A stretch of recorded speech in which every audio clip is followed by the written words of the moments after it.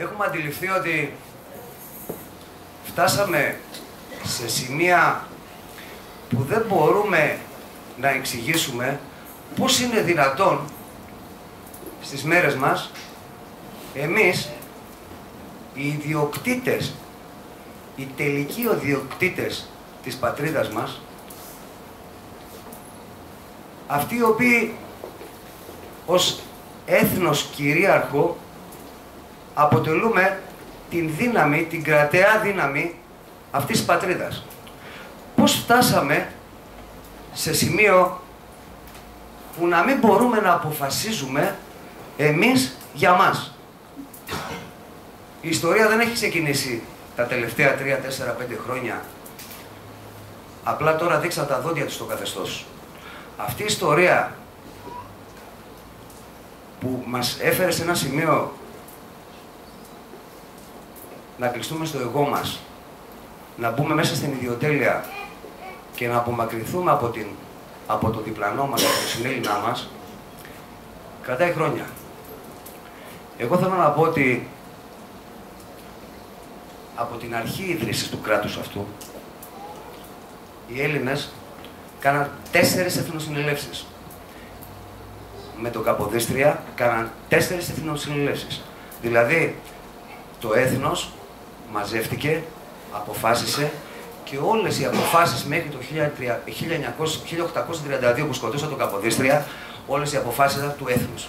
Ο Καποδίστριας δεν έγινε κυβερνήτης της Ελλάδος γιατί κάποιος άλλος το αποφάσισε.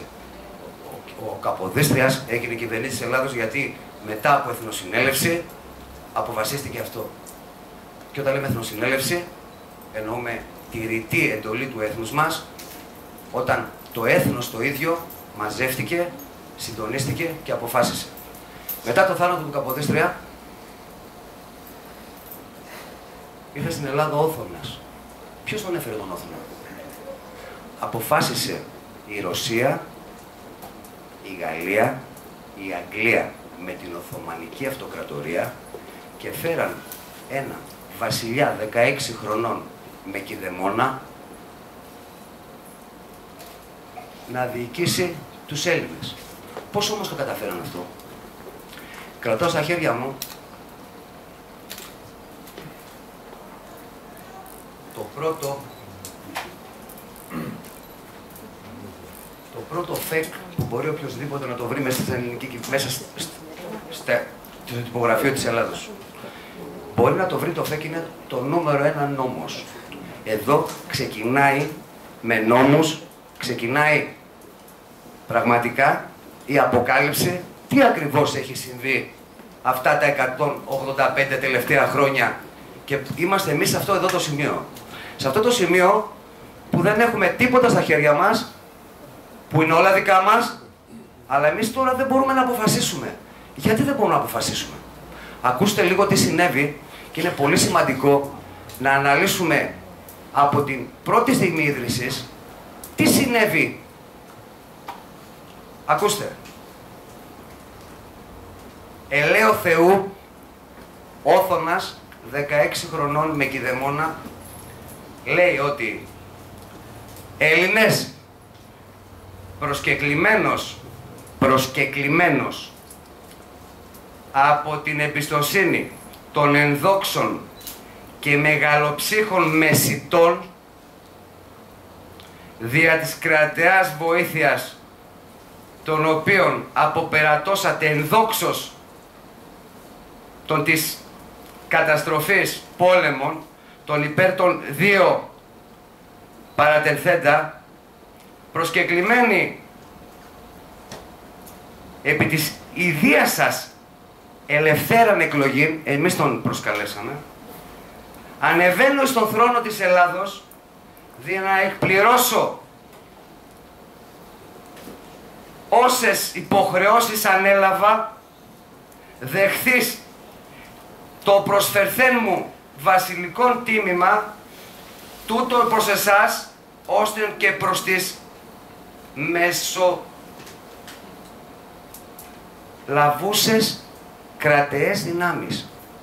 Δηλαδή, με λίγα λόγια, ανέλαβε να κάνει το μεσίτη για τις κρατιές δυνάμεις και μια υποχρέωση του πατέρα του Λουδοβίκου, που ήταν αναγκασμένος να ανοίξει μια συγκεκριμένη εταιρεία στην Ελλάδα και να βάλει διαχειριστή το δευτερότοκο γιο του, και αυτή η εταιρεία, κύριοι, ήταν το βασίλειο της Ελλάδας. Όχι των Ελλήνων, της Ελλάδας. Από τότε μιλήσαν για σύνταγμα. Όλοι μάθαμε ότι το σύνταγμα ζήτησε ο Μακρυγιάννης το σύνταγμα και ο Όθωνας μας έδωσε σύνταγμα. Έπιασε ποτέ κανένας στα χέρια του το πρώτο σύνταγμα της Ελλάδος που το είχαμε μέχρι το 1974, που άλλαξε, υποτίθεται, γιατί άλλαξε και η ονομασία της διακυβέρνησης. Το σύνταγμα της Ελλάδος το πρώτο, το οποίο είναι ο αριθμός νούμερο 5 ΦΕΚ, ξεκαθαρίζει ότι εμείς οι Έλληνες είμαστε υπήκοοι, υπάκουοι του βασιλιά και τα κυριαρχικά μας δικαιώματα, αυτά τα οποία κυριαρχικά δικαιώματα δεν μπορούν να μεταφερθούν, δεν μπορούν να δοθούν πουθενά, ποτέ και με κανένα τρόπο, γιατί η κυριαρχία δεν μεταφέρεται, δεν μεταδίδεται, τα έχουν ποιος? Ακούστε, κύριοι και κυρίες μου, είναι πολύ σημαντικό να καταλάβουμε ότι μόνο με νόμους και με ΦΕΚ πετύχανε ό,τι πετύχανε. Μην φανταστεί κανένας ότι στην τύχη συμβαίνει κάτι. Τίποτα δεν συμβαίνει στην τύχη. Τύχη δεν υπάρχει πουθενά. Για ό,τι τραβάμε, για ό,τι έχει συμβεί στην πατρίδα μας, τα πάντα είναι γραμμένα σε ένα ΦΕΚ. Είναι σε ένα φύλλο εφημερίδας κυβέρνησης. Εμείς δεν ψαχτήκαμε ποτέ. Ποτέ δεν ασχοληθήκαμε να δούμε τι συνέβη, πώς συνέβη και φτάσαμε σε αυτό. Επαναπαυθήκαμε ότι οι διαχειριστές μας κάνουν καλά τη δουλειά τους. Εμπιστευτήκαμε τους πάντες. Εγώ θα πω κάτι για να καταλάβουμε τι θα πει εμπιστευτήκαμε. Αν εγώ σήμερα σας έλεγα, φεύγοντας από εδώ, θέλω όλοι σας να μου δώσετε τη διαχείριση της περιουσίας σας, του σπιτιού σας, των οικονομικών σας, της υγείας σας, των πάντων, για 4 χρόνια. Και για 4 χρόνια θα σας ζητήσω να έχω και ασυλία, ώστε να μην μπορεί να μου κάνει κανένας τίποτα. Ούτε να με κρίνει, ούτε να με πάει δικαστήριο. Θα δεχόταν κανένας από εσάς να μου παραχωρήσει αυτό το δικαίωμα? Υπάρχει κάποιος που θα δεχότανε, απαντήστε μου, υπάρχει κάποιος που θα δεχόταν να δεχθεί να μου παραχωρήσει εμένα αυτό το δικαίωμα? Εάν πούμε όχι, θα ήταν ψέμα. Γιατί το έχουμε κάνει όλοι. Όλοι δώσαμε. Εδώ θέλω να σταθώ και να πω ότι αυτό πραγματικά εμείς το κάναμε πάρα πολλές φορές. Και οι γονείς μας και οι παππούδες μας, και εμπιστευθήκαμε διάφορους αλλογενείς, και είμαι πολύ συγκεκριμένος, γιατί από το Καποδίστρια και μετά μέχρι σήμερα δεν υπάρχει ούτε ένας κυβερνήτης της Ελλάδος, ούτε ένας πρωθυπουργός ο οποίος να είναι Έλληνας. Και το λέω με κάθε ευθύνη του λόγου μου. Δεν υπάρχει κανένας κυβερνήτης που ποτέ να ενδιαφέρθηκε, να πάλεψε για τον Έλληνα. Κανένας. Στήθηκε μια συμμορία από τότε, μας πείσανε ότι πρέπει να ανήκουμε κάπου, μας κάνανε 1000 κομμάτια, μας διαιρέσαν, δημιουργήσαν τα κόμματα, το φιλογαλλικό, το φιλορωσικό, το φιλο, ελληνικό κόμμα δεν υπήρχε ποτέ.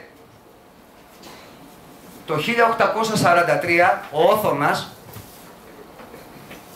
με την ίδρυση της Εθνικής Τράπεζας, κατόρθωσε και έδωσε το δικαίωμα στην Εθνική Τράπεζα, και λέω κατόρθωσε γιατί είναι τεράστιο αυτό, να δώσει το δικαίωμα στην Εθνική Τράπεζα της Ελλάδος το 1841 της έκδοσης χρήματος και να το δανείζει στο Βασίλειο της Ελλάδος, και μάλιστα και το δικαίωμα κοπής των ομολόγων του ελληνικού κράτους. Μέχρι το 1927 με τη συνθήκη της Γενέβης που ιδρύθηκε η Τράπεζα της Ελλάδος, η οποία Τράπεζα της Ελλάδος είναι υποκατάστημα της Εθνικής Τράπεζας. Όλο το μετοχικό της κεφάλαιο το έχει βάλει η Εθνική Τράπεζα, και η Τράπεζα της Ελλάδος σήμερα, που παρόλο σε όλα τα πανεπιστήμια, παρόλο σε όλες τις σχολές και μία από αυτές τις σχολές έχω περάσει και εγώ προσωπικά, προσπαθούσαν να μας πείσουν ότι η Τράπεζα της Ελλάδος και αυτό το τραπεζικό σύστημα είναι του δημοσίου, μας λέγαν ψέματα. Μας ξεγελάσανε. Φτάσαμε σήμερα το τραπεζικό σύστημα να λειτουργεί με τέτοια συνδοσία, τέτοιο δόλο απέναντί μας και κανένα πολιτικό κόμμα να μην μας λέει ποτέ την αλήθεια. Σας είπε ποτέ κανένα κόμμα ότι η Τράπεζα της Ελλάδος είναι ιδιωτική? Σας είπε ποτέ κανένα κόμμα ότι 4 πτωχεύσεις μέχρι το 1932, που ήταν η τελευταία πτώχευση της Ελλάδος, για όλες αυτές τις πτωχεύσεις ήταν υπεύθυνη η Εθνική Τράπεζα της Ελλάδος? Κανένας, ποτέ. Πώς φτάσαμε να έχουμε γεμίσει τόσα ψέματα και σήμερα που η λεωφόρος των Ελλήνων είναι πολύ συγκεκριμένη και δομημένη, πολύ ξεκάθαρη, με αλήθεια και στοιχεία, και αντί να είμαστε σήμερα εδώ πέρα 200 άτομα, είμαστε 150. Για ποιο λόγο? Δεν ενδιαφέρει τη Ραφίνα αυτό που γίνεται σήμερα σε όλο τον κόσμο? Πώς φτάσαμε τα κόμματα να ψηφίζουν μνημόνια και να παραδίδουν την εθνική κυριαρχία, την εθνική κυριαρχία να παραδίδουν στο δανειστή την εθνική κυριαρχία των Ελλήνων? Εμείς όταν λέγαμε έθνος, εννοούσαμε το γένος μας.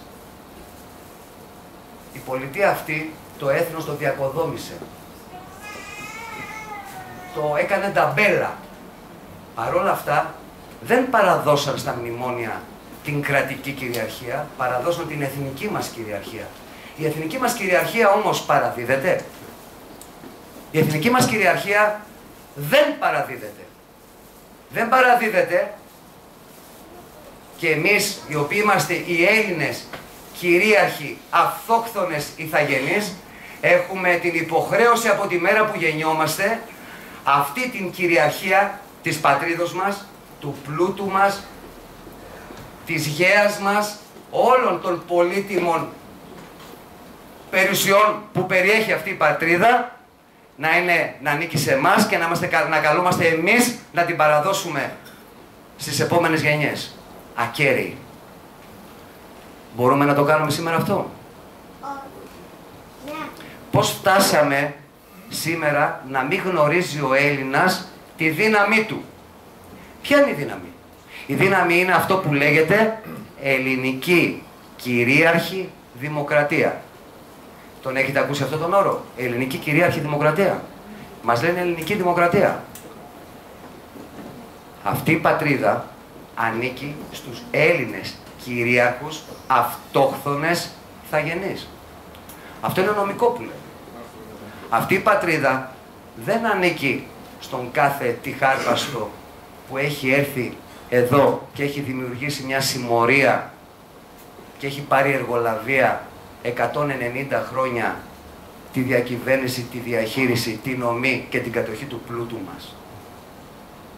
Μας πείσανε από την πρώτη στιγμή ότι εμείς είμαστε ψωροκόστενα, ότι δεν έχουμε, ότι πρέπει να χρωστάμε. Από την πρώτη μέρα που γεννηθήκαμε μάθαμε ότι έτσι είναι η Ελλάδα, έτσι είναι οι Έλληνες, πρέπει να χρωστάνε συνέχεια. Είναι αυτή η αλήθεια όμως? Η αλήθεια έχει να κάνει με το τι μας λένε στην τηλεόραση? Η αλήθεια έχει να κάνει με το τι μας λένε τα κόμματα αυτά τα χρόνια? Ποια κόμματα? Σήμερα στην πατρίδα μας είμαστε εμείς οι Έλληνες πολίτες και είμαστε μίας ταχύτητας πολίτες? Μήπως υπάρχουν πολλών ταχυτήτων φυλές μέσα στην πατρίδα μας? Γνωρίζετε ότι τα τελευταία 100 χρόνια το Κεντρικό Ισραηλιτικό Συμβούλιο είναι νομικό πρόσωπο δημοσίου δικαίου στην Ελλάδα? Το γνωρίζετε? Γνωρίζετε ότι τα μέλη του Κεντρικού Ισραηλιτικού Συμβουλίου στην Ελλάδα είναι 100 χρόνια αφορολόγητα? Γνωρίζετε ότι εμείς στην πατρίδα μας δεν είμαστε παρακατιανοί. Εμείς έχουμε τη δύναμη γιατί εμείς είμαστε το έθνος. αλλά εμπιστευθήκαμε αλλογενείς, εμπιστευθήκαμε ανθέλληνες για να μας διοικήσουν. Εμείς τραβάμε μία γραμμή και αντιλαμβανόμαστε ότι αυτό που έχει συμβεί στην πατρίδα μας είναι γιατί εμείς ήμασταν απόν και αφήσαμε άλλους να κάνουν κουμάντο την ίδια μας τη ζωή και να διαχειρίζονται ό,τι υπάρχει και δεν είναι δικό τους. Είναι δικό μας. Τα δικά μας και τα δίκαια μας τώρα μπορούμε και είμαστε στην καλύτερη ιστορική στιγμή των τελευταίων 2.500 χρόνων και δεν υπερβάλλω καθόλου. Αυτή τη στιγμή οι Έλληνες έχουν στα χέρια τους τεράστια δύναμη, αρκεί να το αντιληφθούν, να το δουν και αυτό θα αναλύσουμε σήμερα. Θα το αναλύσουμε και στο τέλος θα γίνουν και ερωτήσεις από όλους σας, από όποιος θέλει θα κάνει ερωτήσεις και θα απαντήσουμε και θα μπούμε σε μια πραγματική κατεύθυνση για να έχει ουσία η σημερινή μας ομιλία, η οποία θέλω να δώσω το λόγο στην Διευθύνουσα Σύμβουλο, τη Βίκη Χαραλάμπου, στη Διευθύνουσα Σύμβουλο του Πολιτικού Φορέα του Έθνους των Ελλήνων Συνέλευσης. Παρακαλώ.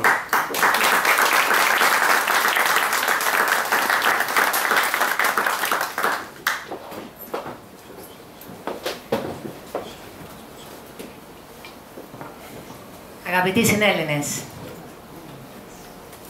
είναι τιμή μου που βρισκόμαστε σήμερα μαζί να μιλήσουμε, να ακούσετε αυτά που θα πούμε, να απαντήσουμε ερωτήσεις και να δείτε αυτό τον μεγάλο αγώνα που κάποιοι από εμάς ξεκίνησαν λίγο νωρίτερα, πώς έχει δομηθεί, πώς έχει στοιχειοθετηθεί και να αποφασίσετε κι εσείς με τη σειρά σας ότι ήρθε η ώρα να βαδίσετε κι εσείς στον ίδιο δρόμο, αυτές τις δύο λεωφόρους που έχουμε ξεκινήσει.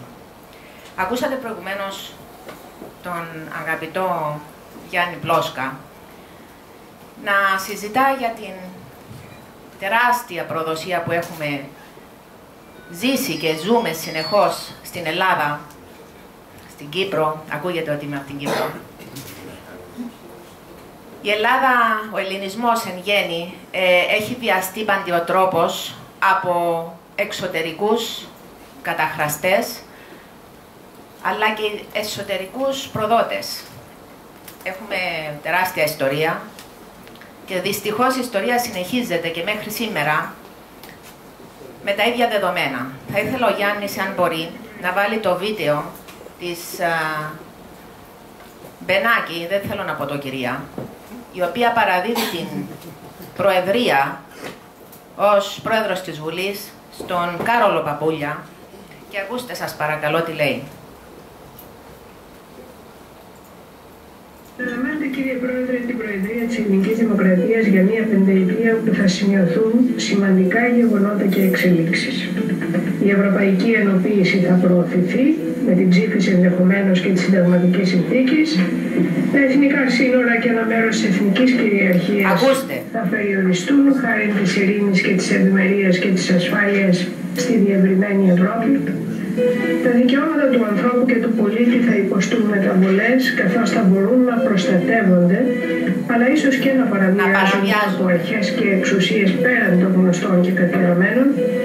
Και πάντως η δημοκρατία θα συναντήσει προκλήσεις και θα δοκιμαστεί από ενδεχόμενες νέες μορφές διακυβέρνησης. Κύριε Πρόεδρε, την Προεδρία της Ελληνικής. Ακούσατε, αγαπητοί συνέλληνες, μπροστά μας, ενώπιον του λαού, ο οποίος προλίγο άκουσε ένα πρόεδρο να ορκίζεται ότι θα υπερασπιστεί την πατρίδα με τη ζωή του, να λέει η πρόεδρος της Βουλής και εκείνος να το αποδέχεται, ότι τα δικαιώματα του ανθρώπου θα υποστούν μεταβολές, θα παραβιάζεται η εθνική κυριαρχία, με λίγα λόγια, και ότι θα έχουμε νέες μορφές διακυβέρνησης. Μπορείτε να το καταλάβετε αυτό? Και ότι τα δικαιώματα του ανθρώπου θα περιοριστούν υπέρ κάποιων αγνώστων. Από καινούργιες αρχές. Αυτά, αγαπητοί μου, μας τα έλεγαν. Δυστυχώς εμείς έχουμε βυθιστεί σε μία ατέρμονη λύθη όλα αυτά τα χρόνια και όλα αυτά τα ακούγαμε, αλλά δεν βυθίζαμε τις λέξεις, δεν μπορέσαμε να καταλάβουμε τι ακριβώς μας έλεγαν. Θα ήθελα επίσης ο Γιάννης, αν μπορεί, να βάλει τον πίνακα πώς εξελίχθηκε αυτό το δημόσιο χρέος, για να δείτε ακόμα ένα άλλο τεράστιο. Κοιτάξτε εδώ, από το 1960, που είναι το τελείως αριστερά, μέχρι το 2009, είναι μια σταθερή, ανωδική πορεία, και αν κοιτάξετε και ποιες είναι οι κυβερνήσεις κατά το διάστημα που γίνονται οι αλλαγές, θα δείτε ότι όλοι είναι ένας. Δεν άλλαξε ποτέ τίποτα. Πάντοτε είχαμε ένα εξελισσόμενο δημόσιο χρέος, αλλά το χειρότερο πότε συνέβηκε, όταν οι ξένοι, αν δείτε, 2009 μέχρι σήμερα υπάρχει μια τεράστια κάθετη απόκλιση στο χρέος, και όλα αυτά γίναν όταν έχουν έρθει από το εξωτερικό με υποσχέσεις ότι με την καλύτερη δική τους παρέμβαση η Τρόικα θα μπορέσει να διορθώσει τα κακό κείμενα στην Ελλάδα, και αφού οι Έλληνες από μόνοι τους δεν μπορούν να διοικούνται ορθά, ήρθαν για να φέρουν τα καλύτερα. Και αμέσως βλέπετε ότι το χρέος έχει διπλασιαστεί. Με κάθε 1 ευρώ περικοπών που γίνεται, αυξάνεται το χρέος κατά 1,5. Τέτοια μαθηματικά εγώ δεν μπορώ να ξέρω πώς θα μειωθεί αυτό το χρέος. Έχουμε φτάσει να δανείζουμε τις τράπεζες 300 δισεκατομμύρια ευρώ μόνο μέσα σε 4 χρόνια. Να έχουμε δώσει άλλες εγγυήσεις 178 δισεκατομμύρια πάλι στις τράπεζες. Να υπάρχει ένας άλλος φόρος ο οποίος μετακυλίεται και κανένας δεν μιλάει, 5 δισεκατομμύρια. Μιλάω μόνο για 4 χρόνια, από το 9 μέχρι το 14.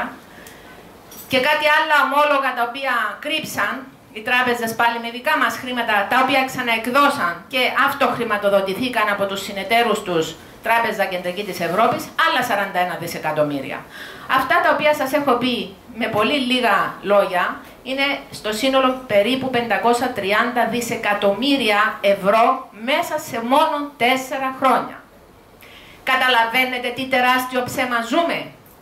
Ενώ εμείς λένε δεν έχουμε, δίνουμε 530 δισεκατομμύρια στις τράπεζες, πτωχεύει το κράτος, όταν το δάνειο μας σήμερα λένε είναι 300 δισεκατομμύρια, άρα εκτός από τα 300, 100% του εξωτερικού δανεισμού το διοχετεύσαμε στις τράπεζες και την ίδια στιγμή χρησιμοποιήσαμε και από το δικό μας εγχώριο προϊόν άλλα 230. Και αυτά είναι με δικούς τους ισολογισμούς και αριθμούς, όχι δικά μας. Αν ψάξει κανείς όμως πιο πέρα, θα δούμε τεράστια ποσά, τα οποία κανένας δεν γνωρίζει ούτε που διοχετεύονται, ούτε ποιοι τα χρησιμοποιούν, ούτε καταλαβαίνουμε τι γίνονται. Και ο Έλληνας καθημερινός δεν έχει να φάει, στέλνει το παιδί του στο εξωτερικό να σπουδάσει και δεν μπορεί να το υποστηρίξει. Ο νεαρός Έλληνας δεν έχει όραμα, οι οικογένειες διαλύονται, έχουμε μια γενοκτονία του έθνους. Έχουμε ένα Έλληνα ο οποίος είναι απελπισμένος και σε κανένα επίπεδο δεν υπάρχει ανάπτυξη, δεν υπάρχει ευημερία και δεν υπάρχει ούτε προοπτική. Όλα αυτά είναι δολίως δομημένα, δεν είναι τίποτα τυχαίο, ποτέ δεν υπάρχει κάτι το οποίο σε τέτοια επίπεδα γίνεται τυχαίος, είναι όλα ενορχιστρωμένα από αρχαιοτάτους χρόνους. Ακούγοντας τα όλα αυτά, είναι επόμενο κανείς να απελπιστεί. Εμείς όμως Έλληνες είμαστε δημιουργοί, δεν μπορεί να απελπιζόμαστε. Είμαστε αυτοί οι οποίοι έχουμε φτιάξει τις επιστήμες στον πλανήτη. Έχουμε φτιάξει αυτήν την τεράστια γλώσσα, η οποία γλώσσα παράγει μέχρι και σήμερα νέες γλώσσες. Έχουμε τον πλούτο, έχουμε τις γνώσεις. Παράμενο όμως ο Έλληνας να έχει στερηθεί ο ίδιος τις πληροφορίες, να έχει ξεχάσει. Ο Έλληνας έχει βυθιστεί σε μία λύθη. Δεν γνωρίζει την πατρόα του ουσία. Και όλα αυτά γιατί αφήσαμε ακόμα και την παιδεία μας, ακόμα και τα βιβλία μας, ακόμα και την υγεία μας, ακόμα όπως ο Γιάννης είπε προηγουμένως, τα πάντα στους αλλογενείς. Ο Αρτέμις Σόρας, όταν εμφανίστηκε το 2012, έφερε στην επιφάνεια μια τεράστια άλλη ιστορία, ένα ακόμα δόλιο σχέδιο, μια τεράστια προδοσία στη χώρα, που ήταν μόνο ένα παράδειγμα του τι συμβαίνει και σήμερα και του τι συνέβαινε και στο παρελθόν. Την Τράπεζα της Ανατολής. Μια τράπεζα η οποία είναι βαμμένη με αίμα, τραπεζίτες οι οποίοι και πάλι είναι ίδιοι οι οποίοι μας πτωχεύσαν σήμερα, μας δανείσαν τότε, κάναν τις συνθήκες πριν ακόμα ελευθερωθούμε το πώς θα είμαστε σήμερα σε έναν κογκρέσο στη Βιέννη το 1814, από τότε έγινε η συνθήκη για την Ελλάδα, το πώς θα μετατραπεί από έθνος σε κράτος, από κράτος σε ομοσπονδία, και πώς οι Έλληνες, από ελεύθεροι Έλληνες, που δεν ήταν ούτε και τότε βέβαια, αλλά με την προϋπόθεση ότι θα ελευθερωνόταν η Ελλάδα, τύπης, θα δημιουργεί το Έλληνας ένας τίτλος χρέους. Ένας τίτλος χρέους που θα χρησιμοποιείται στα χρηματιστήρια του πλανήτη, στα δικά τους δηλαδή εσωτερικά μαγαζιά, για να μπορεί να παράγεται αέρας κέρδους για τους υπόλοιπους, αλλά για αυτούς να παράγεται στον αέρα δικών τους κέρδος. Έτσι ο Αρτέμις Σόρας εμφανίζει μια ιστορία για την Τράπεζα της Ανατολής. Ο ίδιος κατέχει 40 μετοχές, οι οποίες εκτιμήθηκαν το βασικό κεφάλαιο και μόνο στα 640 δισεκατομμύρια η κάθε μία, 678 στην ακρίβεια δισεκατομμύρια η κάθε μία μετοχή ως κεφάλαιο. Πέραν από αυτά υπάρχουν και οι τόκοι, υπάρχουν και άλλα τα οποία έχουν προσαυξηθεί και φτάνει στο ποσό των 2,8 τρισεκατομμυρίων ευρώ η μία. Έναν τρισθεόρατο ποσό. Μια ιστορία όμως που θα δούμε ότι η Τράπεζα της Ανατολής, όταν ξεκίνησε να λειτουργεί το 1905, ήταν μια τράπεζα η οποία ιδρύθηκε με δύο μετόχους, την Εθνική Τράπεζα της Ελλάδος και την Εθνική Τράπεζα της Γερμανίας. Αυτή η τράπεζα έγινε τεράστια. Είχε ανοίξει στη Μέση Ανατολή, είχε ανοίξει στα Βαλκάνια, στην Ελλάδα και διαχειρίστηκε τον πλούτο των Ελλήνων, επιτοπλίστων σε χρυσό. Το 1932 η Τράπεζα η Εθνική αποφασίζει με πολλές παράνομες διαδικασίες να απορροφήσει διεξαγοράς την Τράπεζα της Ανατολής. Και έτσι ξεκινά μια διαδικασία εκκαθάρισης, η οποία εκκαθάριση όμως και πάλι με πολλές διαδικασίες οι οποίες ποτέ δεν ήταν στη διαφάνεια, δεν κατάφερε να εκκαθαριστεί ποτέ. Οι εκκαθαριστές το 1935 έκαναν παράπονα στην ίδια την Εθνική ότι δεν τους έδινε τα στοιχεία για να μπορέσουν να περατώσουν αυτή την εκκαθάριση. Η Εθνική, που είναι αυτός ο οποίος αγοράζει, απέλησε τους εκκαθαριστές, η ίδια δηλαδή που αγοράζει, έχει δικαίωμα να μπορεί να ακυρώσει μια εκκαθάριση και να απολύσει τους εκκαθαριστές, παράνομο. Και όμως γίνεται και αυτό. Και έτσι απολύονται οι εκκαθαριστές, δεν περατώνεται ποτέ η εκκαθάριση, φτάνει ο Παγκόσμιος Πόλεμος βέβαια, ο Δεύτερος Παγκόσμιος Πόλεμος, οι γερμανικές τράπεζες εγκαθίστανται στην Εθνική Τράπεζα της Ελλάδος και ξεκινά μια άλλη διαδικασία και πάλι, όπου ο χρυσός που ήταν το κεφάλαιο της Τράπεζας της Ανατολής εξαφανίστηκε ως διαμαγείας. Και έτσι όταν πέρασε ο Δεύτερος Παγκόσμιος Πόλεμος και οι ιδιοκτήτες των μετοχών ξεκίνησαν να ψάχνουν την περιουσία τους αργότερα, κατά το 1946, έχουμε πάρα πολλές αιτήσεις που γινόντουσαν τότε και η Εθνική τους έλεγε δεν υπάρχει πλέον η τράπεζα. Η ίδια η Εθνική όμως, που δεν δικαιούται να το πει. Και έτσι εξελιχτικά αυτό, αρκετοί από τους ιδιοκτήτες θεώρησαν ότι οι τίτλοι τους είχαν ακυρωθεί. Η ουσία όμως και η πραγματικότητα είναι διαφορετική. Για το δικό τους κλειστό κύκλο, οι μετοχές αυτές ήταν στο χρηματιστήριο μέχρι τους δικούς μας, πριν 10 χρόνια ακόμα, ήταν στο χρηματιστήριο. Η τράπεζα είναι σε ισχύ, λειτουργεί και είναι δεύτερη τράπεζα μέσα στην τράπεζα της Ελλάδος, στην τράπεζα την εθνική. Είναι μια τράπεζα η οποία δεν φαίνεται στον απλό κόσμο, αλλά συνοχίζει να λειτουργεί μέχρι και σήμερα και να παράγει κέρδος. Το κεφάλαιο δε, κατά απόφαση των μετόχων ήδη από την έναρξη, το οποίο βρισκόταν σε χρυσό, είχε παραχωρηθεί στην Εθνική Τράπεζα της Γαλλίας και η συμφωνία ήταν ότι μέχρι την τελική εκκαθάριση αυτό το κεφάλαιο, αυτός ο χρυσός, θα κρατείται με 7% επιτόκιο μέχρι την τελική εκκαθάριση και θα αποδοθεί στους μετόχους και δεν θα υπάρξει οποιαδήποτε, δεν θα υπάρξει βάρος επ' αυτού είτε από ζημιές είτε από οποιασδήποτε άλλες πράξεις. Άρα ήταν εγγυημένο κεφάλαιο το οποίο είχε κατατεθεί σε προθεσμιακό υπέρ των μετόχων μέχρι την τελική εκκαθάριση. Ακόμα και αυτό δεν τηρήθηκε ποτέ. Η τράπεζα, η Εθνική Τράπεζα της Γαλλίας, είναι η σημερινή κεντρική τράπεζα της Ευρώπης. Για να καταλάβετε τι τεράστια κομπίνα παίχτηκε πάνω σε αυτές τις μετοχές.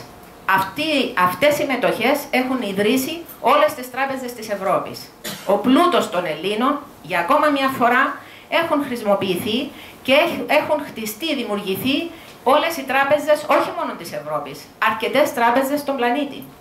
Υπάρχουν πολλά παραρτήματα ακόμα σε διάφορα μέρη του πλανήτη που ακόμα μέχρι σήμερα είναι σε λειτουργία ως τράπεζα Banque d'Orient. Ο Αρτέμις Σόρας έκανε μία κίνηση δωρεάς 8 μετοχών αυτής της τράπεζας σε 2 μη κερδοσκοπικούς οργανισμούς, όπου η ΔΟΗ Πατρών φορολόγησε, όπως είναι ο νόμος, με 0,5% επί του ποσού, το οποίο είναι το κεφάλαιο του τίτλου της κάθε μετοχής, και βγαίνει το συνολικό ποσό των 27 δισεκατομμυρίων μεταξύ αυτών των 2 οργανισμών. Και ξεκινά ένας άλλος τεράστιος δρόμος από τον Αρτέμις Σόρα. Πρώτον, να επικυρωθούν οι πράξεις αυτές, να εγκριθούν, πέρασε από κοινοβουλευτικό έλεγχο, πέρασε από το Υπουργείο Οικονομικών, πέρασε από τη ΔΟΗ, όπως είπα προηγουμένως. Τα πάντα είναι επικυρωμένα, σφραγισμένα με δημόσια έγγραφα. Ο ίδιος κινήθηκε εναντίον της Τράπεζας της Εθνικής, όπου και εκεί ακόμα κέρδισε το δικαστήριο και υπάρχει απόφαση του δικαστηρίου, όπου υποχρεώνει την Τράπεζα την Εθνική να παραδώσει την εκκαθάριση όπως υπενισόταν, και βεβαίως η Τράπεζα η Εθνική δεν κατάφερε ποτέ να δώσει οποιαδήποτε έγγραφα εκκαθάρισης, αφού δεν έχει γίνει εκκαθάριση. Ο Αρτέμις Σόρας κινήθηκε εκ νέου και κάνει πλέον ασφαλιστικά μέτρα εναντίον της Εθνικής για να διενεργηθεί εκ νέου εκκαθάριση. Άρα και αυτό βρίσκεται τώρα στη διαδικασία. Όμως δεν πάβει η αξία της μετοχής να υπάρχει, η τράπεζα να είναι ενεργή και οι μετοχές να έχουν αυτά τα δεδομένα. Εμφανίζεται μετά και καταθέτει ο ίδιος μία προσφορά στην ελληνική κυβέρνηση να χρηματοδοτηθεί η Ελλάδα από δική του και πάλι περιουσία 600 δις δολάρια από διεθνείς συναλλαγματικές. Αυτές οι συναλλαγματικές και πάλι είναι επικυρωμένες, πρώτον από το Αμερικάνικο Δημόσιο, δεύτερον από μία σειρά νομικών εγγράφων τα οποία ο ίδιος είχε διεκπεραιώσει με δικά του γραφεία νομικών συμβούλων στην Αμερική, και κατόπιν αυτού η ελληνική κυβέρνηση, αφού παρέλαβε την πρόταση, στην αρχή έκανε ότι δεν την είδε. Έβγαινε στα κανάλια και έλεγε ότι εμείς δεν παραλάβαμε καμία πρόταση. Μην λέτε ότι υπάρχουν προτάσεις, αν θυμάστε τότε, αυτόν έλεγαν. Ώσπου ο Αρτέμις Σόρας κατέθεσε πολλά εξώδικα για να μπορέσει τελικώς η κυβέρνηση να παραδεχτεί ότι παρέλαβε την πρόταση. Δηλαδή πολεμάμε μόνο να πούν αν παρέλαβαν την πρόταση. Αφού παρέλαβαν την πρόταση, Το μόνο έγγραφο που δόθηκε πίσω στον Αρτέμι Σόρα, ως απάντηση της προσφοράς την οποία είχε καταθέσει και εμπρόθεσμα και νόμιμα, ήταν ότι ευχαριστούμε, έχουμε παραλάβει την πρότασή σας και θα σας απαντήσουμε σε εύλογο χρονικό διάστημα. Αυτό το εύλογο χρονικό διάστημα είναι από τότε μέχρι σήμερα. Ο Αρτέμις Σόρας συνεχίζει, αφού οι ίδιοι προχωράνε και υπογράφουν το δεύτερο μνημόνιο με όλους αυτούς τους αντισυνταγματικούς νόμους και όλες αυτές τις διενέργειες οι οποίες παραχώρησαν ακόμα και την εθνική κυριαρχία, την ζωή του Έλληνα στα χέρια των δανειστών ΕΣΑΗ, συνεχίζει και να ζητά εξοδίκως απάντηση πότε θα μου πείτε εάν το αποδέχεστε ή όχι, ή αν θέλετε οποιαδήποτε άλλη πρόταση να συζητηθεί, να έρθουμε σε έναν τραπέζι να τα συζητήσουμε. Ο Αρτέμις Σόρας αρχικώς είχε βάλει δύο όρους. Ο πρώτος ήταν να γίνει λογιστικός έλεγχος του δημοσίου χρέους και δεύτερος, όποιος χειρίστηκε δημόσιο χρήμα και για οποιοδήποτε λόγο χρησιμοποίησε αυτό το χρήμα για άλλους σκοπούς και όχι υπέρ του δημοσίου συμφέροντος, τότε θα πρέπει να αντιμετωπίσει τη δικαιοσύνη παρουσία 10 αεροπαγητών, οι οποίοι θα έρθουν διακλήρου και ενώπιον λαού να μπορέσει να δικαστεί ο οποιοσδήποτε καταχράστηκε δημόσιο χρήμα. Αυτοί οι όροι όμως, ξέρετε, γνωρίζοντας πώς έχει δομηθεί όλη αυτόν το χρέος μέσα στη χώρα και από ποιους, είναι επόμενο ότι δεν θα δεχόντουσαν να γίνει ποτέ έλεγχος του χρέους. Ο Αρτέμις Σόρας όμως συνέχισε ακόμα και αυτούς τους όρους σε μια μετέπειτα πρόταση. Τους είπε προχωρήστε με τις προτάσεις και βγάζω αυτούς τους δύο όρους και θα δούμε στην πορεία τι θα κάνουμε. Ακόμα και αυτό παραδόθηκε εξοδίκως, ξανά και ξανά.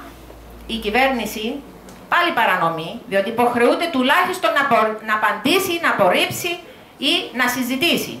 Ακόμα και αυτό δεν το έκανε. Και τελικώς καταθέτει εναντίον τους μηνυτήρια αναφορά για εσχάτη προδοσία, κακουργηματική απιστία και παράβαση καθήκοντος.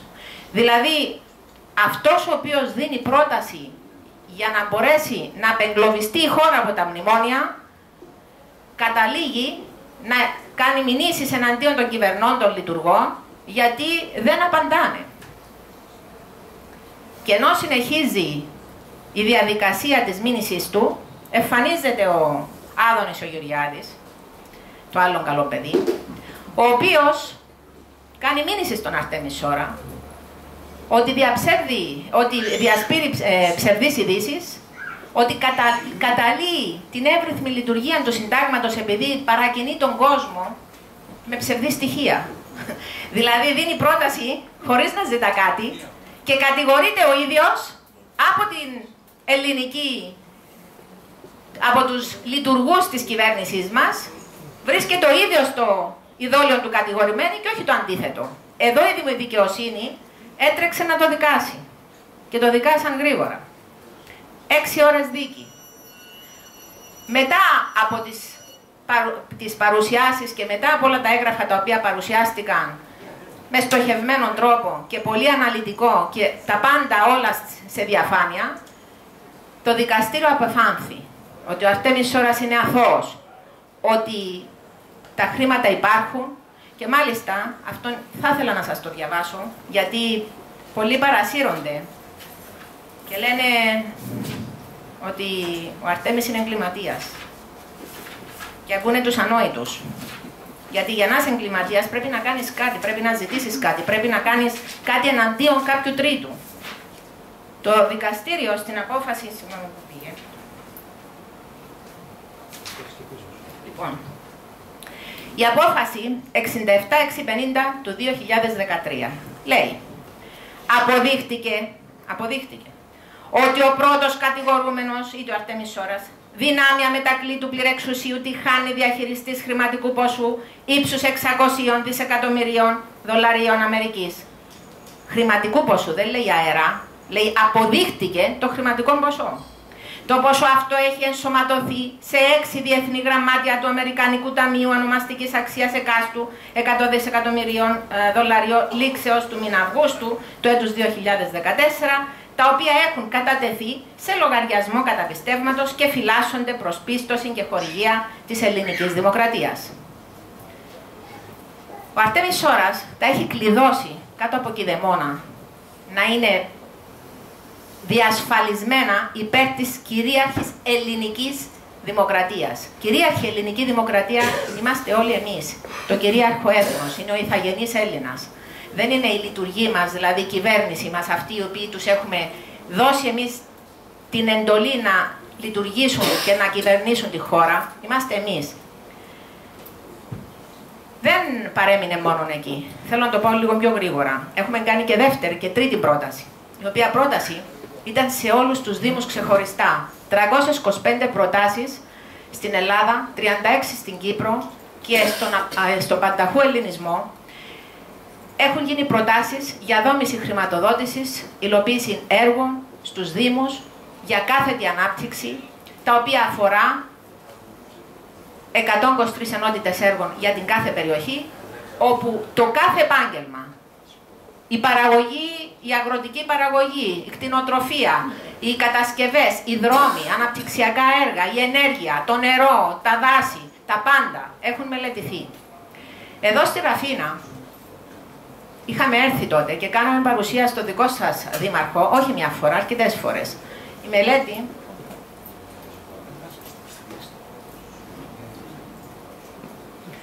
είναι μπροστά σας. Τέτοιες μελέτες έχουμε κάνει για όλους τους δήμους, όπου έχουν μελετηθεί τα πάντα. Περιγράφεται ο πληθυσμός, η μορφολογία της περιοχής και γίνεται μία σειρά από μία περιγραφή που βασιστήκαν τα δεδομένα για να γίνει προϋπολογισμός για τα έργα τα οποία συζητάμε και στο τέλος για τη δική σας περιοχή εδώ είχε εγκριθεί τότε 2,6 δισεκατομμύρια ευρώ για να δαπανηθούν στα δικά σας έργα σε όλες τις βαθμίδες, ούτως ώστε να φτάσει η δική σας η περιοχή να είναι μια περιοχή όπου όλοι να ζείτε καλά, με ευμάρεια και να έχετε μια κάθετη ανάπτυξη, ούτως ώστε όλα τα επαγγέλματα να ζουν και να λειτουργούν και να παράγουν αυτά που πρέπει. Πέραν αυτών, ο ίδιος Αρτέμις Σόρας έχει κάνει το ίδιο σε όλους τους δήμους. Κάποιοι από αυτούς τους δήμους ήρθαν κοντά. Ένας εξ αυτών, ο Δήμος Τριζηνίας, έδωσε την εντολή στον Αρτέμις Σόρα να προχωρήσει και να πάει να αιτηθεί στο εξωτερικό, να κάνει όλες τις απαραίτητες ενέργειες και να φέρει αυτά τα χρήματα να πιστωθούν υπέρ των έργων στην Ελλάδα. Όλες οι διαδικασίες έχουν γίνει. Ο Αρτέμις Σόρας έχει δομήσει τις μελέτες, έγιναν οι απαραίτητες ενέργειες.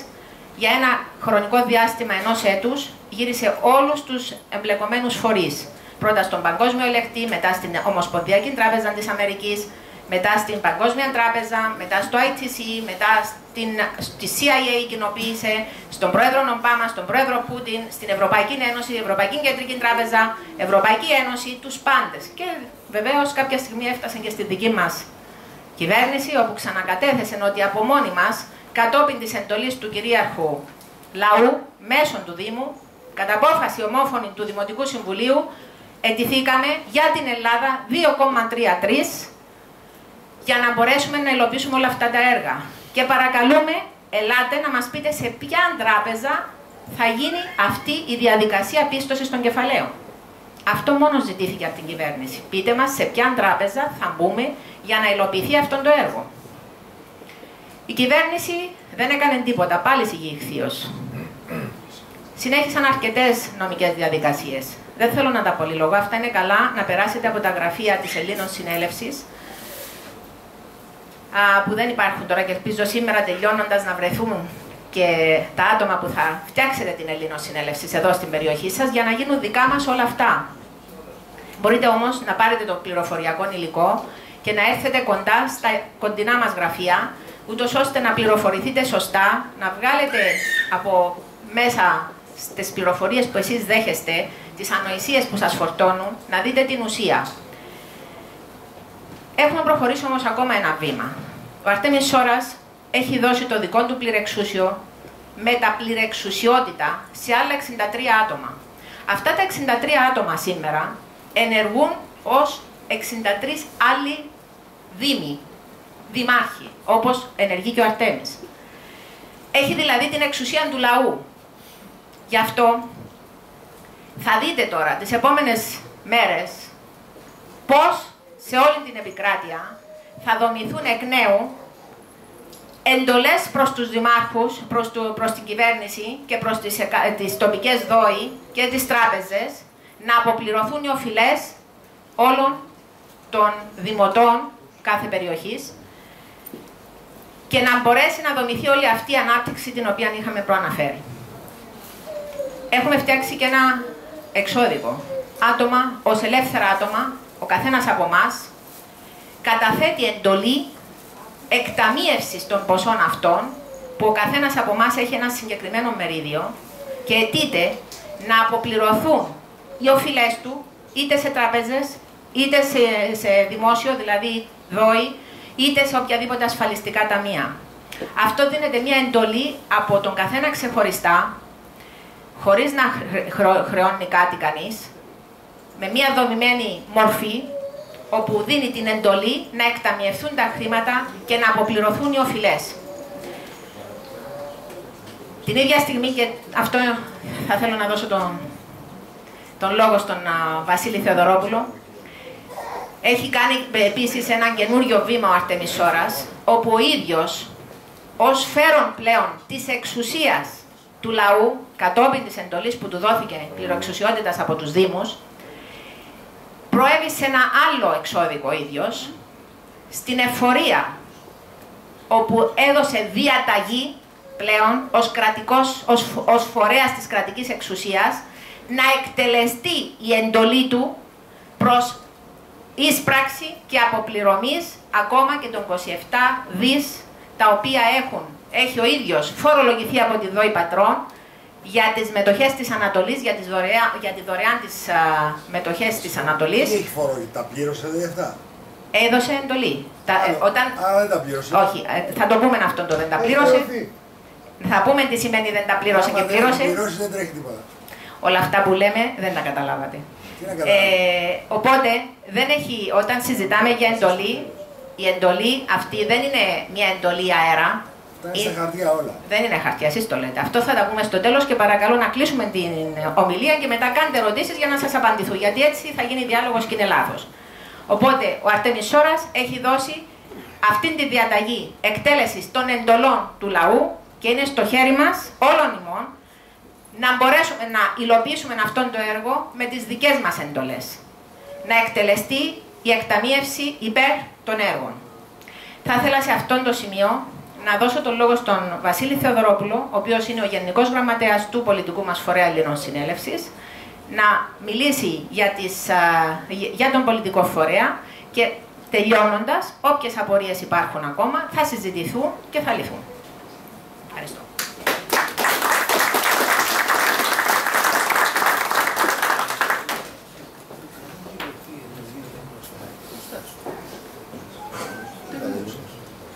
Καλησπέρα και από μένα. Σας καλωσορίζω ως καλεσμένους της Ελλήνων Συνέλευσης. Θα ήθελα να ξεκινήσω σε μια αναφορά για το πρόσωπο του Αρτέμι Σόρα. Ο Αρτέμι Σόρας απολαμβάνει σε ένα πολύ υψηλό επίπεδο θεσμικό το σεβασμό όλων των θεσμών. Το θέμα είναι ότι χαμηλά οι δημοσιογράφοι τον αποκαλούν απατεώνα. Απατεώνας ο Αρτέμις Σόρας. Ναι, αλλά στον απατεώνα απάντησε ο Μεϊμαράκης που είναι πρόεδρος της Ελληνικής Βουλής. Σε αυτόν απάντησε ο Υπουργός Οικονομικών, ο Στουρνάρας, για να του πει τι έχουν γίνει τα 600 δις που έχει προσφέρει στην ελληνική δημοκρατία. Αλλά επειδή έγινε αναφορά από τη δίκη Χαραλάμπους για τη δίκη που προκάλεσε ο Άδωνης Γεωργιάδης, θα ήθελα να σταθώ σε ορισμένες λεπτομέρειες για να καταλάβουμε τι γίνεται. Ξέρετε, ο Άδωνης Γεωργιάδης έκανε μια μηνυτήρια αναφορά, δεν έκανε απευθείας μήνυση. Που σημαίνει ότι πήρε στα χέρια της η εισαγγελία την μηνυτήρια αναφορά, είδε ότι στοιχειοθετείται ενδεχόμενο αδίκημα και έβαλε την υπόθεση στο δικαστήριο, στο ακροατήριο. Οπότε έχουμε τον εκπρόσωπο του κράτους εναντίον του Αρτέμι Σόρα. Βγαίνει η απόφαση αθωωτική, η οποία πέρα πάση αμφιβολίας αποδεικνύει ότι τα 600 δις υπάρχουν. Πολύ ωραία. Μιλάνε για δικαστική πλάνη. Πού είναι ο εισαγγελέας να εφεσιβάλει την απόφαση του δικαστηρίου? Εξαφανίστηκε ο εισαγγελέας, που σημαίνει ότι σήμερα αυτή η απόφαση είναι τελεσίδικη. Δεν μπορεί να ανακληθεί, δεν μπορεί να γίνει έφεση. Απ' την άλλη μεριά, στο τέλος η απόφαση γράφει κάτι, ας πούμε, λίγο περίεργο. Ας το διαβάσουμε. Επειδή ωστόσο από την ακροματική διαδικασία και τα αναγνωστέντα έγγραφα δημιουργήθηκαν στο δικαστήριο υπόνοιες για την τέλεση αδικημάτων από τρίτα πρόσωπα, πρέπει η δικογραφία κατά άρθρον 38 του Κοινού Ποινικού Κώδικα να διαβιβαστεί στον αρμόδιο εισαγγελέα Πρωτοδικών Αθηνών για να διερευνήσει την τυχόν τέλεση αυτεπαγγέλτος διωκωμένων αδικημάτων, ιδίως αυτών της ψευδούς καταμήνυσης και ψευδούς ανώμοτης κατάθεσης. Η εισαγγελία στην περίπτωση αυτή έκανε το χρέος της και έκανε πρόταση στην Ελληνική Βουλή να άρει την ασυλία του Γεωργιάδη, να έρθει ενώπιον του δικαστηρίου, γιατί πραγματικά αποδείχθηκε ότι έκανε ψευδή καταμήνυση. Θέλει να δει τον Γεωργιάδη να εκλιπαρεί τους Έλληνες βουλευτές να μην του άρουν τη βουλευτική ασυλία. Ποιος λοιπόν είναι απατεώνας, ο Αρτέμις Σόρας ή όλοι αυτοί που βρίσκονται στο κοινοβούλιο? Για να το δούμε. Η πρώτη υπόθεση αφορά τον συνάδελφο, όπως είπα, κύριο Σπυρίδων Άδωνη Γεωργιάδη, έχει έρθει. Η δεύτερη και τρίτη υπόθεση αφορά τον συνάδελφο κύριο Βασίλειο Γεωργιάδη. Έχετε το λόγο για 5 λεπτά.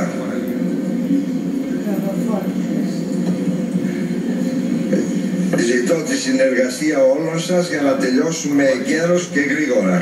Ευχαριστώ πολύ, είναι ψευδή. Είχατε μια σφοδρή σύγκρουση τότε μαζί του και στη συνέχεια πήγα στον εισαγγελέα του Αρείου Πάγου και κατέθεσα μηνυτήρια αναφορά για να ερευνηθεί η τυχόν αξιόπινη πράξη με τη διασπορά ψευδών ειδήσεων και τα υπόλοιπα. Οφείλω να ομολογήσω ότι κατά πολύ μεγάλη μου έκπληξη όταν έγινε η δίκη, στη δίκη, επειδή μπορεί να διαβάζουν και εγώ λέει δεν πήγα, δεν προσεκλήθη στη δίκη αυτή να πάω, διότι εγώ είχα κάνει μηνυτήρια αναφορά και τη μήνυση την έκανε ο εισαγγελέας. Και έτσι δεν πήγα, γιατί ποτέ δεν με προσκάλεσα να πάω σε αυτή τη δίκη. Στη δίκη όμως αυτή, και αυτό ομολογώ και εσύ κύριε συνάδελφε, εμένα προκαλεί τρομερή κατάπληξη για το σήμα της δικαιοσύνης, ο κύριος Σόρας αθωώθηκε με ένα σκεπτικό που λέει δεν απεδείχθη το ψευδές των χρημάτων. Και εδώ θα μείνω μόνο σε αυτό και θα κλείσω. Ποιος είναι ο βασικός ισχυρισμός του κυρίου Σόρα, που θέλω να τον καταθέσω από εδώ για να ακούω ο ελληνικός λαός? Πριν από λίγο ανέβασα στο αγαπημένο μου Twitter το σχετικό βίντεο του κυρίου Λαμπάκη που εξηγούσε εις οπαδούς του σε μια ομιλία που... Συζήτηση για λήψη απόφαση σύμφωνα με το άρθρο 62 του Συντάγματος για αίτηση άρσης ασυλίας του βουλευτού από την εισαγγελία κατά του Άδωνη Γεωργιάδη. Αυτεπαγγέλτος εισαγγελία. Να το δούμε λίγο αυτό, να το τελειώσουμε λίγο. Επειδή θέλω να προχωρήσω στα ομιλία μου, μπορείς να μπει στο YouTube να το δεις από την αρχή όσες φορές θέλεις. Απ' την άλλη μεριά, σε αυτή τη συνομιλία, ο Γεωργιάδης ομολογεί κατά την αφέλειά του μια τεράστια συνεργασία. Επειδή εκείνη την εποχή, ξέρετε, οι βουλευτές της Χρυσής Αυγής δεν ήταν πολύ μες στα πράγματα, όταν ακούσανε για τα 600 δις, ήταν έτοιμοι να προχωρήσουν σε μια επερώτηση μέσα στη Βουλή. Προκειμένου αυτή η επερώτηση να μην φτάσει στη Βουλή, έγινε διαπλοκή μεταξύ των βουλευτών της Νέας Δημοκρατίας και της ηγεσίας της Χρυσής Αυγής για να σταματήσει αυτή η διαδικασία. Γιατί δεν έπρεπε να φτάσει στη Βουλή αυτό το θέμα των 600 δις. Καταλαβαίνετε λοιπόν ότι υπάρχει ένα κατεστημένο πολιτικό, το οποίο είναι αντίον μας. Τα τελευταία χρόνια μίλησε ο Γιάννης ο Πλόσκας, κάνοντας αναφορά από το 1831 που δολοφονήθηκε ο Καποδίστριας, αλλά βλέπουμε σήμερα, τα τελευταία χρόνια, έχουν περάσει όλες οι πολιτικές αποχρώσεις από την πολιτική σκηνή της Ελλάδος. Για δέστε τους πόσο με συνέπεια εξυπηρετούν ένα συγκεκριμένο σχέδιο εναντίον μας.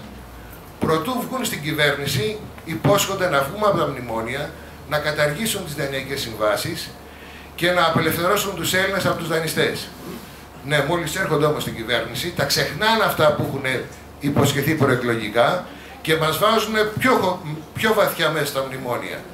Και ο Σαμαράς και η συγκυβέρνηση και ο Τσίπρας σήμερα. Βλέπουμε λοιπόν ότι από Χρυσή Αυγή μέχρι Κομμουνιστικό Κόμμα, όλο το πολιτικό φάσμα εξυπηρετεί συγκεκριμένα ξένα συμφέροντα επικυριαρχίας. Από την άλλη μεριά, όπως μας ανέλησε η Βίκη Χαραλάπους, σαν Έλληνες έχουμε ένα τεράστιο πλούτο. Τα 600 δις του Αρτέμις Σόρα είναι βεβαιωμένα, υπάρχουν δικαστικές αποφάσεις, απαντήσεις από θεσμικούς παράγοντες, υπάρχουν. Δημοσιεύουμε τους ισολογισμούς από τα παγκόσμια κληρονομικά κεφάλαια που έχουμε, με τις υπογραφές των Προέδρων της Δημοκρατίας όπως του Παπούλια, του Υπουργού Οικονομικών του Αλογοσκούφη, και δεν μιλάει κανένας να πει ότι κάνουμε πλαστογραφία, γιατί πραγματικά υπάρχουν αυτοί οι λογαριασμοί. Και αποδεικνύεται ότι το χρέος που έχουν οι τραπεζίτες έναντι των μετόχων που κατέχουν τις μετοχές της Ανατολής είναι δυσθεόρατο πια. Είναι η πρώτη φορά που σαν Έλληνες ξεκινάμε να κάνουμε κάτι για μας, με όλα τα δεδομένα υπέρ μας, για να κερδίσουμε πραγματικά αυτό που χρειαζόμαστε. Σκεφτείτε, ο Καποδίστριας είχε να διαχειριστεί την ελευθερία του νέου ελληνικού κράτους. Είχε χυθεί πολύ αίμα. Μας βοήθησαν και οι ξένες δυνάμεις. Αλλά στο τέλος, επειδή δεν έχει τη δυνατότητα να χρηματοδοτήσει την ελευθερία μας, ξαναπέσαμε στα χέρια των τογκογλύφων δανειστών και ξαναγίναμε υποτελείς ξένων δυνάμεων. Και από τότε δεν κυβερνούμε εμείς την χώρα μας. Είναι πρώτη φορά ιστορικά που οι Έλληνες μπορούν να κάνουν μια πραγματική επανάσταση για να μπορούν να χρηματοδοτήσουν την επανάστασή τους και για να χαράξουν την πορεία της ζωής τους και το μέλλον τους. Γνωρίζοντας λοιπόν ότι ζούμε σε ένα πολιτικό κατεστημένο το οποίο είναι αντίον μας, απ' την άλλη μεριά, μαθαίνοντας ότι έχουμε έναν τεράστιο πλούτο, πρέπει σαν Έλληνες πολίτες να ενεργοποιηθούμε και να πράξουμε κάτι. Το διατάφτα όλων αυτών ποιο είναι? Αν δεν αποφασίσουμε εμείς να αλλάξουμε τα πράγματα και περιμένουμε από το πολιτικό κατεστημένο, είμαστε ήδη νεκροί. Έχουν υποταχθεί και είναι υπηρέτες ξένων συμφερόντων και βλέπετε ότι καθημερινά απαξιώνουν τη ζωή μας. Αποφασίσαμε λοιπόν σαν Έλληνες πολίτες να πάρουμε τις τύχες στα χέρια μας. Αποφασίσαμε να διαλέξουμε εμείς και να χαράξουμε το μέλλον μας. Και πάμε μπροστά δημιουργώντας σε όλη την Ελλάδα τοπικούς οργανισμούς για να ενημερώσουμε όλους τους συντοπίτες μας, για να φέρουμε πραγματικά την επανάσταση στην χώρα μας, γιατί είναι είναι ο μονόδρομος για να φύγουμε από το πολιτικό κατεστημένο, από τον εναγκαλισμό, το θανατηφόρο του πολιτικού κατεστημένου και να πάρουμε εμείς τις τύχες στα χέρια μας. Γνωρίζοντας λοιπόν όλα αυτά τα δεδομένα, δημιουργούμε σε όλη την Ελλάδα τοπικούς οργανισμούς, γιατί πραγματικά αυτό σημαίνει δημοκρατία. Δημοκρατία σημαίνει το κρατήν του Δήμου, η δύναμη του Δήμου, δηλαδή η δύναμη των δημοτών. Σήμερα υπάρχει ένα κράτος το οποίο είναι αόρατο, το οποίο όμως στρέφεται εναντίον μας και νομοθετεί και προσπαθούν πώς θα μας αφεμπάξουν, πώς θα μπορέσουν να απορροφήσουν την ενέργειά μας και πώς θα τα πάρουν όλα από μας για να μην μπορούμε πλέον να ζήσουμε, να διαβιώσουμε. Απ' την άλλη τη μεριά, όταν εμείς καταλάβουμε τι έχουμε στα χέρια μας, μπορούμε να πράξουμε πραγματικά αυτό που πρέπει υπεύθυνα σαν Έλληνες πολίτες. Και επειδή την δύναμη την δίνουμε εμείς σε αυτό το πολιτικό κατεστημένο, γινόμαστε και εμείς συμμέτοχοι, πηγαίνοντας και ψηφίζοντας αυτούς οι οποίοι μας γενοκτονούν. Για τα τελευταία χρόνια τουλάχιστον γίνεται μια τεράστια γενοκτονία στη χώρα μας. Για σκεφτείτε πόσο μεγάλη είναι η υπογεννητικότητα πια στη χώρα μας. Δέστε αν οι νέοι έχουν το κουράγιο να σκεφτούν να κάνουν μια οικογένεια και σε τι μέλλον θα φέρουν τα παιδιά τους, τα αυριανά. Δέστε πόσοι αυτόχειρες υπάρχουν σήμερα στην χώρα μας. Δέστε πόσο απομακρύνεται ο Έλληνας από το βαστικό της περίθαλψης της ιατροφαρμακευτικής. έχουν γίνει όλα πάρα πολύ δύσκολα. Και όπως μας έλεγε και ο πορτεργάτης της προδοσίας, ο Παπαντρέου, ο Γεώργιος, ότι πρέπει να είναι ευχαριστημένες οι οικογένειες που έχουν έναν εργαζόμενο και αυτός ο εργαζόμενος να παίρνει μισθό πείνας. Καταλαβαίνετε λοιπόν ότι αυτό που κάνουμε είναι μονόδρομος. Γι' αυτό δημιουργούμε τους τοπικούς οργανισμούς Ελλήνων Συνέλευσης, οι οποίοι ουσιαστικά είναι η πηγή της εξουσίας των δημοτών. Και στην πραγματική δημοκρατία, γιατί είναι μία η πραγματική δημοκρατία, η ελληνική δημοκρατία, είναι αυτοί οι οποίοι πραγματικά εξουσιάζουν. Και πώς γίνεται αυτή η εξουσία? Ξέρετε, σήμερα τα κόμματα στέλνουν τους δικούς εκπροσώπους και μας λένε να τους ψηφίσουμε. Οπότε αυτούς που ψηφίζουμε εμείς δεν είναι δικοί μας εκπρόσωποι, αλλά είναι αυτοί που μας προτείνουν τα πολιτικά κόμματα. Λοιπόν, αφού ψηφίζουμε αυτούς που μας προτείνουν αυτοί, γιατί να μας υποστηρίξουν? Είμαστε εμείς οι πέτοι που τους δίνουμε το δικαίωμα να μας προδίδουν. Εμείς το ξεχωρίζουμε αυτό και το διαφοροποιούμε τελείως. Και λέμε ότι δεν θα περιμένουμε από κανένα να μας υποδείξει τον υποψήφιο που θέλουμε εμείς να στείλουμε στη Βουλή. Και καλούνται οι τοπικοί οργανισμοί να ανδρωθούν τόσο που να στείλουν το δικό τους εκπρόσωπο. Γιατί εσείς ξέρετε ποιος είναι ο καλύτερος εκπρόσωπος για σας από την περιοχή σας. Και επειδή ήδη έχουμε περίπου δημιουργήσει 200 γραφεία σε όλη την Ελλάδα, αυτή η διαδικασία όσο πάει και ανδρώνεται. Και είναι αυτοί οι οργανισμοί, οι τοπικοί, οι οποίοι δώσανε την εντολή στον Αρτέμι Σόρα να ιδρυθεί ο πολιτικός φορέας Ελλήνων Συνέλευσης για να μπορέσει να πάρει μέρος σε εκλογική διαδικασία και να πάρουμε την Ελλάδα στα χέρια μας με τον τρόπο αυτό. Και πραγματικά η διακήρυξή μας για το καταστατικό μας και οι προγραμματικές δηλώσεις μας κατατέθησαν στον Άριο Πάγο και πήραμε την έγκριση από τις 4 του Σεπτέμβρη του 2015. Οπότε έχουμε έναν πολιτικό φορέα, ο οποίος είναι έτοιμος να πάρει μέρος σε εκλογική διαδικασία. Το μόνο που περιμένει είναι από τους τοπικούς οργανισμούς να προτείνουν τους εκπροσώπους τους. Γιατί αυτοί έχουν το δικαίωμα μόνο να δώσουν τους εκπροσώπους τους. Γιατί μόνο με αυτόν τον τρόπο θα μπορέσουμε να πάρουμε μέρος στην εκλογική διαδικασία. Και πρέπει να γνωστοποιήσουμε σε όλους τους συντοπίτες μας και σε όλους τους συνέλληνες αυτή την διαδικασία. Από τη μια μεριά πραγματικά έχουμε έναν τεράστιο θησαυρό και είναι η πρώτη φορά που γίνεται επανάσταση, η οποία είναι βασισμένη πραγματικά σε έναν τεράστιο πλούτο για να μην εξαρτάται από πουθενά.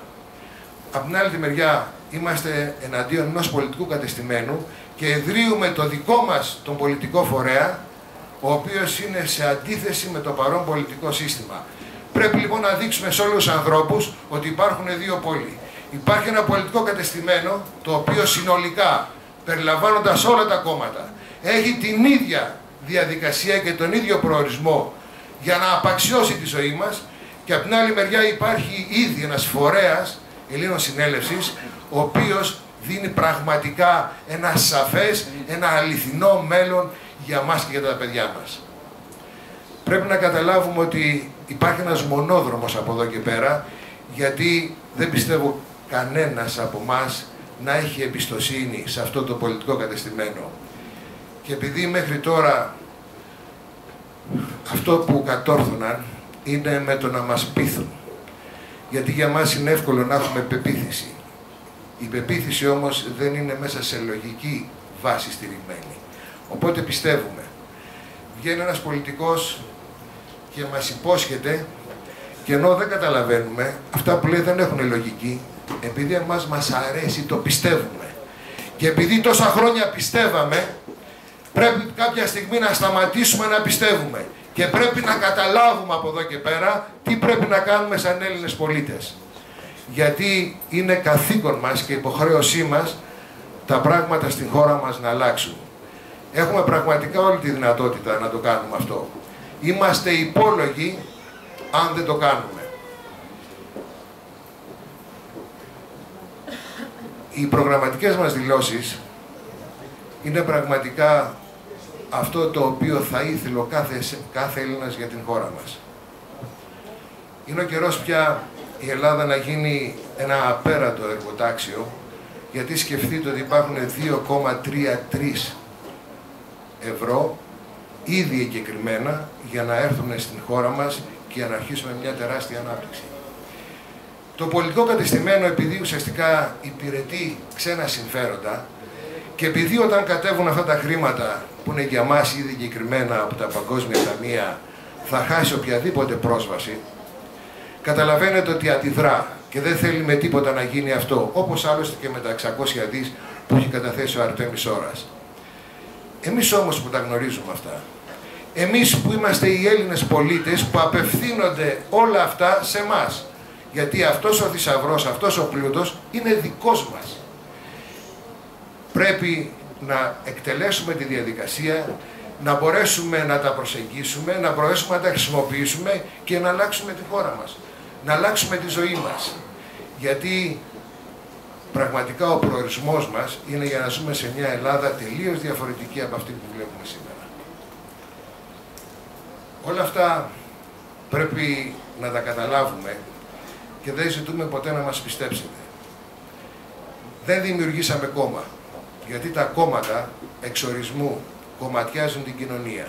Άλλωστε αυτό υποδηλεί και η λέξη κόμμα. Εμείς θέλουμε έναν φορέα και κάναμε έναν φορέα γιατί ο φορέας είναι αυτός που περιλαμβάνει όλες τις αποχρώσεις. Γιατί δεν μας ενδιαφέρει ποιες είναι οι καταβολές του καθενός μας. Από πού προέρχεται, αν έχει κάποια δογματική θέση, αν είχε κάποια κομματική θέση. Όλα αυτά για μας δεν έχουν καμία σημασία, γιατί ο άνθρωπος όταν γεννιέται με το γένος του. Και αυτό πραγματικά που μας ενώνει είναι το γένος μας. Και μας ενώνει ότι είμαστε Έλληνες. Φτάνει αυτό να ενωθούμε όλοι μαζί σαν Έλληνες, να πάρουμε ό,τι είναι δικό μας και πραγματικά αυτά που είναι δικά μας είναι πάρα πολλά. Και να είστε σίγουροι ότι δεν χρειαζόμαστε τίποτα ξένο. Δεν χρειαζόμαστε τίποτα από κανέναν. Ούτε από τραπεζίτες, ούτε από μεγαλοπαράγοντες, ούτε από καθεστωτικούς αρχηγούς. Τα μόνα που χρειαζόμαστε είναι να πάρουμε τα δικά μας. Και να είστε σίγουροι ότι είναι τεράστια αυτά. Είναι λοιπόν υποχρέωσή μας να ενωθούμε. Γιατί όλα τα άλλα τα έχουμε. Φορέα έχουμε. Πλούτο τεράστιο έχουμε. Στρατηγική έχουμε. Δρομολογημένος ο δρόμος προς την εξουσία είναι ήδη.